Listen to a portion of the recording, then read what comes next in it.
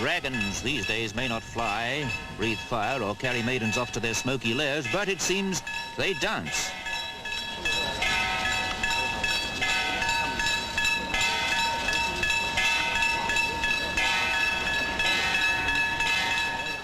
The dragon dance is a celebration, an ancient Chinese custom, in this case in honor of the fruits of the fragrant harbor, more generally known as Hong Kong.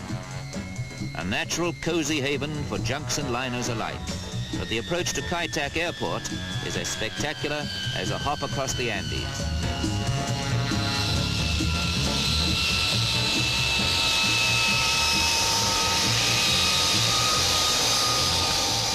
Fragrant harbor it may have been. Now it's alive with the smells and sounds and urgency of the age of progress. The runway juts 8,000 feet into the water, and every day Boeings bring in businessmen, engineers and economists keen to observe and join in the expansion of Asia's fastest growing economy. The Chinese in Hong Kong are all set to do a Japan. Of course, some just come for the ride. Much of Hong Kong's existing spectacle is the ingenious adaptation of nature's flukes. The Peak Tram makes commuting into a funicular experience over the city's sights. Down in the harbour, commuters are sailors. The Yamahata car ferry runs into the early hours between the island and various jetties in Kowloon, the mainland town. Kowloon means 9 dragons.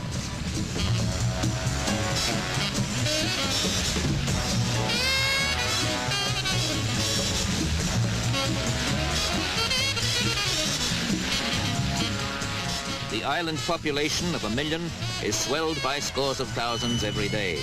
Workers and employers alike are eager to demonstrate that Hong Kong is as modern a city as there is in the world. Certainly not a seedy, overpopulated Chinatown. Nevertheless, the old-fashioned charms are still there.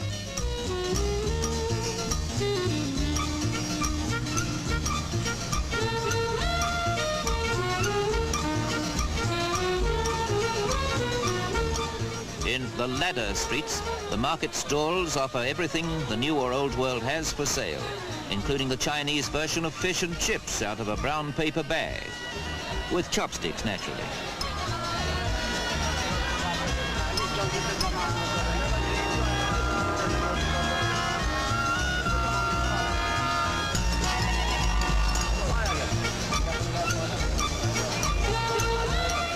Chinatown as it was and is.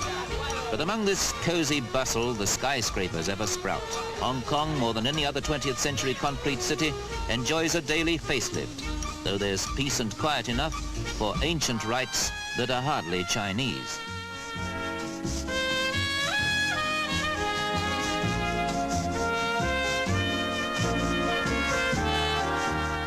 A concrete city cleverly carved from a scatter of rocky promontories.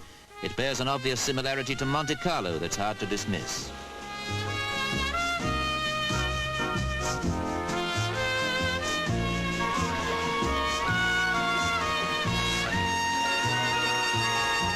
Repulse Bay was named after a battleship. There the similarity ends.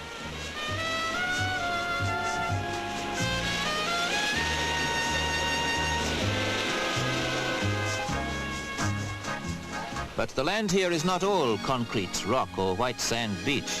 Harvest time here comes around more than once a year. Drying grain is a job that demands a careful, patient tread.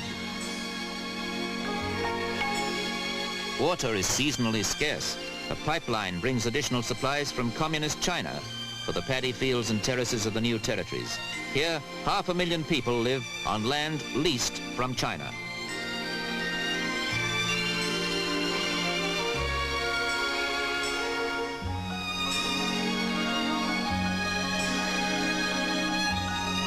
Irrigation means all stages of cultivation can go on at the same time.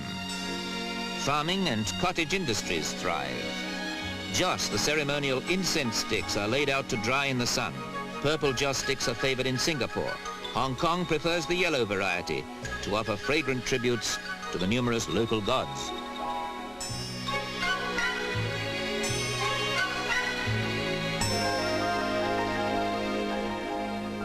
Hong Kong's days as a fishing village were a long time ago given over to the merchants.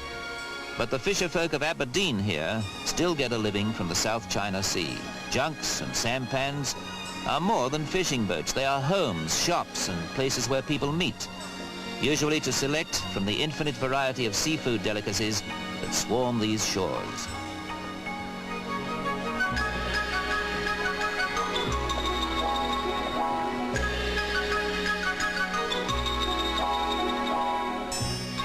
Lobsters in these parts is something to be reckoned with.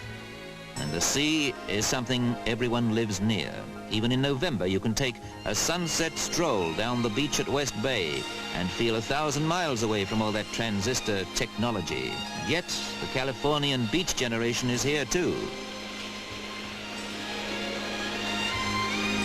All they need is a half hundredweight of charcoal, a couple of dozen steaks, the midnight air, and of course that lobster.